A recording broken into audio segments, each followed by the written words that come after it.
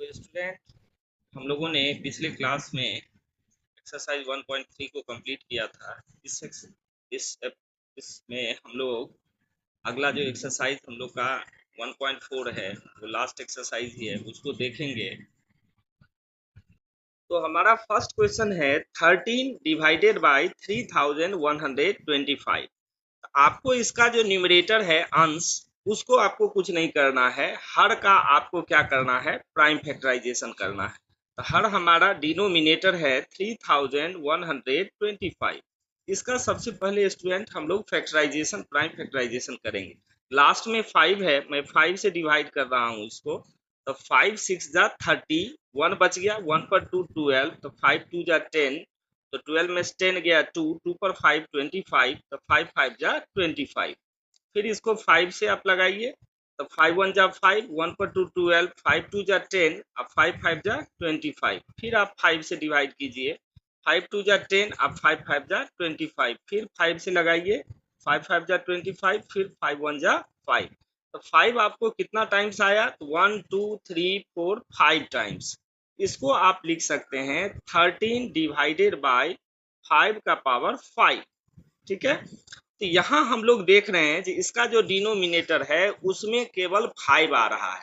आप ध्यान से इस चीज को ध्यान में याद रखेंगे कि डिनोमिनेटर का फैक्टराइजेशन में अगर केवल दो ही नंबर आवे, 2 और 5, फिर से मैं रिपीट कर रहा हूँ, 2 और 5, तब उसका जो डेसिमल एक्सप्रेशन होगा वो टर्मिनेटिंग होगा, अदरवाइज नॉन टर्मिनेटिंग होगा।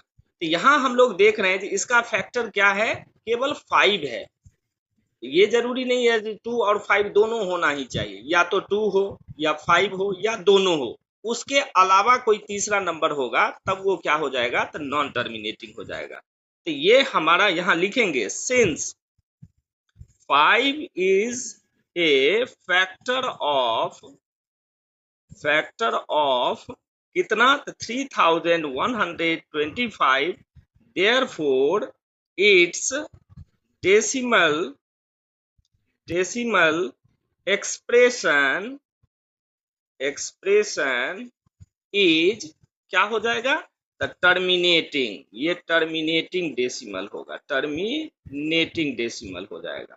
आप सीधे भी लिख सकते हैं टर्मिनेटिंग, नॉन टर्मिनेटिंग, ये भी करके लिख सकते हैं।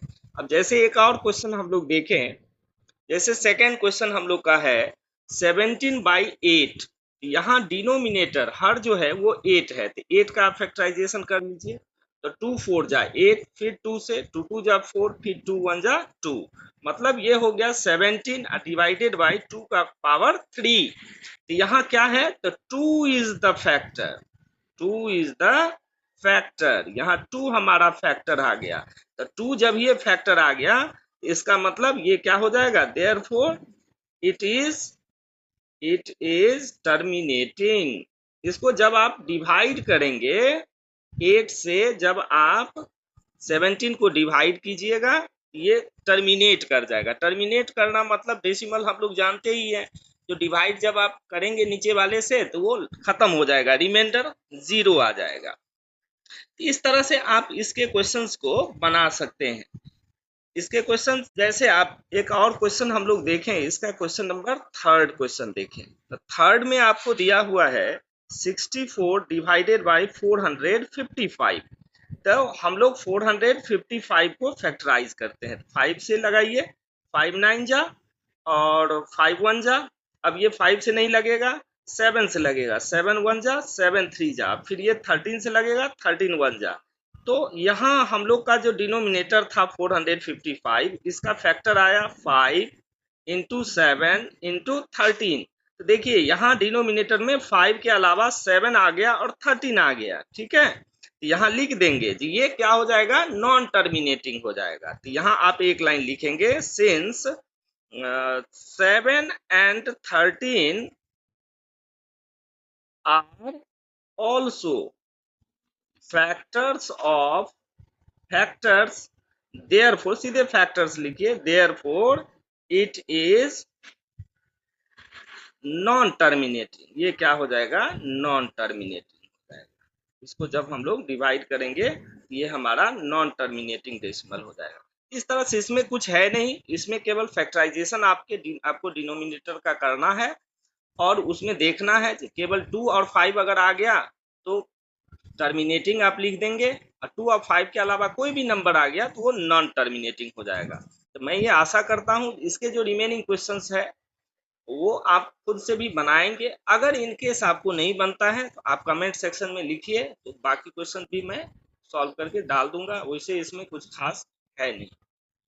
तो स्टूडेंट अब हम लोग इसका क्वेश्चन नंबर सेकेंड देखें। क्वेश्चन नंबर सेकेंड है हम लोग का, write down the decimal expression of those rational number in question 1 above which the terminating decimal expansion. इसका मतलब हुआ कि क्वेश्चन 1 में जो आपने चेक किया जो टर्मिनेटिंग कौन सा है नॉन टर्मिनेटिंग, इसमें स्पेशली कह रहा है टर्मिनेटिंग डेसिमल। वो अगर टर्मिनेटिंग डेसिमल आपका आया है तो उसको आप क्या करेंगे, तो उसको डेसिमल में चेंज करके उसको बताना है कि उसका डेसिमल फॉर्म क्या होगा।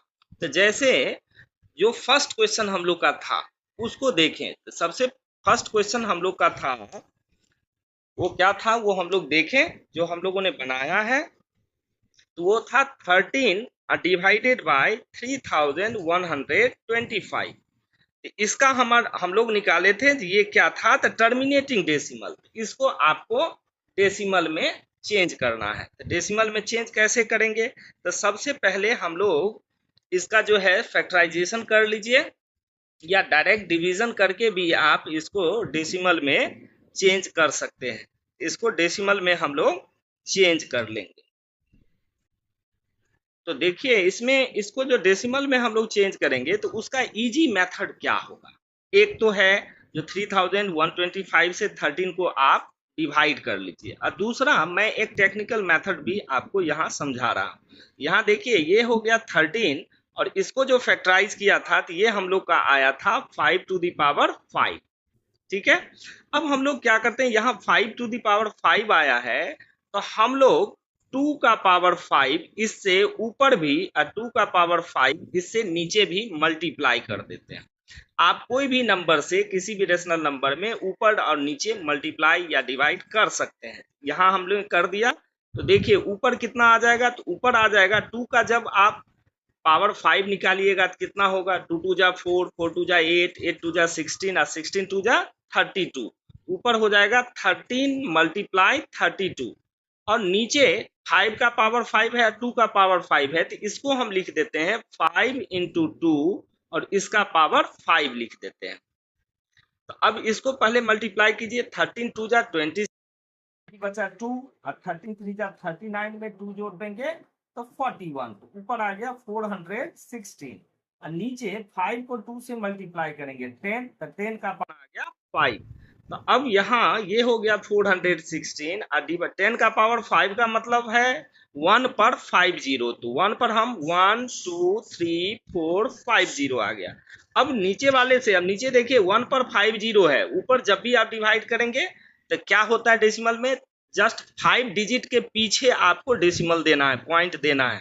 तो देखिए पहला डिजिट हमारा 6 है, दूसरा 1 है, तीसरा 4 है और बाकी 2 नहीं है, तो 2 आप 0 डाल ले लेंगे और उसके पीछे में पॉइंट डाल देंगे और पॉइंट से पहले एक आप 0 डाल दीजिए। इस तरह से हम लोगों ने बिना डिवाइड किए हुए इसको डेसिमल फॉर्म में चेंज कर दिया है। तो बच्चों इसको आप जो भी क्वेश्चन 1 में जितने भी क्वेश्चन है सभी क्वेश्चन को इसी तरह से, या तो टेक्निकली आपको समझ में आता है तो ऐसे बना दीजिए, नहीं तो आप लॉन्ग डिवीजन मेथड से डिवाइड करके उसको आप डेसिमल में चेंज कर दीजिएगा। सिर्फ उसी को करना है जो आपका टर्मिनेटिंग डेसिमल है। तो स्टूडेंट अब हम लोग अपना देखेंगे क्वेश्चन नंबर 3। इस क्वेश्चन में आपको क्या कह रहा है, इसमें 3 क्वेश्चन दिए हुए हैं। कहता है the following real numbers have decimal expansion as given below. In each case decide whether they are rational or not.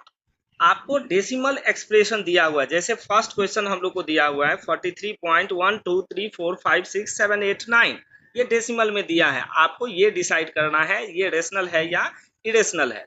तो डेसिमल वाला याद कीजिए, डेसिमल के फॉर्म में हमने बताया था जो 2 तरह के डेसिमल होते हैं, एक होता है तो टर्मिनेटिंग और दूसरा नॉन टर्मिनेटिंग। अब नॉन टर्मिनेटिंग में बच्चों दो तरह के डेसिमल होते हैं, एक होता है नॉन टर्मिनेटिंग और रिपीटिंग डेसिमल, और दूसरा होता है नॉन टर्मिनेटिंग और नॉन रिपीटिंग डेसिमल। तो जो हमारा टर्मिनेटिंग है वो रेशनल होता है, तो ये हमारा टर्मिनेटिंग डेसिमल है तो वो रेशनल हो जाएगा, और नॉन टर्मिनेटिंग में जो रिपीटिंग होता है वो रेशनल होगा, और नॉन रिपीटिंग वाला क्या होता है, इरेशनल होता है। तो जो फर्स्ट क्वेश्चन है तो यह क्या है हमारा, तो ये हमारा टर्मिनेटिंग डेसिमल है, तो टर्मिनेटिंग डेसिमल को हम लोग क्या कहेंगे, रेशनल कहेंगे। तो इसको बस स्टेटमेंट में आप लिख देंगे, इट इज, सिंस का साइन देंगे, since it is terminating decimal, terminating decimal, decimal, therefore it is, क्या हो जाएगा, इट इज रेशनल, ये हमारा रेशनल हो जाएगा, ठीक है। और रेशनल है, इसका डिनोमिनेटर क्या है ये भी बताना है। तो देखिए 43.123456789, तो इसके नीचे 1 डाल के, और क्या तो डिजिट है, तो 3 3 6 और 3 9 9 डिजिट है, तो 1.90 डाल दीजिए, 1 2 3 4 5 6 7 8 9। अब डेसिमल हटा दीजिए, तो 4 3 और उसके बाद 1 2 3 4 5 6 7 8 9, डिवाइडेड बाय 1 पर 9 जीरो है, इसको क्या लिखेंगे, 10 का पावर 9, बस आपको इस तरह से चेंज कर देना है। अब जैसे सेकेंड क्वेश्चन देखें, सेकेंड में हम लोग को दिया हुआ है 0.120, आप अपने बुक में देखेंगे 120, उसके बाद 1200, उसके बाद है 12000, 12000, इस तरह से आपको दिया हुआ है। तो इसको आप देखेंगे ये नॉन टर्मिनेटिंग है और नॉन रिपीटिंग है। नॉन रिपीटिंग इसलिए आपको दिख रहा होगा जो 12 12 तो आ रहा है सर, इसको ये तो रिपीट कर रहा है, नहीं। अब 12 के बाद देखिए 1 जीरो है, दूसरे 12 के बाद 2 जीरो है, तीसरे 12 के बाद 3 जीरो है, इसलिए ये क्या है, नॉन रिपीटिंग है। तो यहाँ लिखेंगे since it is non repeating, non repeating, जब ये नॉन रिपीटिंग होगा तो देयरफॉर इट इज क्या हो जाएगा, इरेशनल, ये इरेशनल नंबर हमारा हो गया। और जब इरेशनल है तो इसको पी बाई क्यू के रूप में लिखने का झंझट ही नहीं है, ठीक है। अब इसका हम लोग थर्ड क्वेश्चन देखेंगे। अब क्वेश्चन थर्ड में क्वेश्चन आपको दिया हुआ है 43.123456789, लेकिन आप देख रहे होंगे जो 1 से लेके 9 तक जो डिजिट डेसिमल के बाद दिया है उसके ऊपर में रैकरिंग का साइन है। रैकरिंग का साइन का मतलब हो गया ये जो सेट ऑफ नंबर हो गया 1 to 9, ये क्या होगा, रिपीट होता चला जाएगा। जब ये रिपीट हुआ, रिपीटिंग जो नॉन टर्मिनेटिंग और रिपीटिंग डेसिमल है वो क्या कहलाता है, तो वो रेशनल नंबर। तो यहाँ सीधे लिखेंगे since it is non-terminating and repeating, it is repeating decimal, therefore it is क्या होगा, रेशनल हो जाएगा। इस तरह से हम लोगों ने दिखा दिया कि ये क्या है, तो रेशनल नंबर है। तो फर्स्ट क्वेश्चन में आया, फर्स्ट में हम लोग को रेशनल आया, दूसरा इरेशनल, तीसरा क्या आ गया, रेशनल आ गया। बच्चों इस तरह से इस एक्सरसाइज के द्वारा हम लोगों ने अपना जो सबसे पहला एक्सरसाइज था रियल नंबर्स उसको कंप्लीट किया। अब कुछ बच्चों के द्वारा ये कमेंट्स आ रहे हैं कि सर इसके बाद जो है ट्रिग्नोमेट्री स्टार्ट कीजिए। तो आप लोग भी अपने कमेंट्स लिखें, ज़रूर लिखें, जो कौन सा चैप्टर आपको सबसे ज़्यादा टफ लगता है उसी चैप्टर को पहले मैं पढ़ाऊँगा।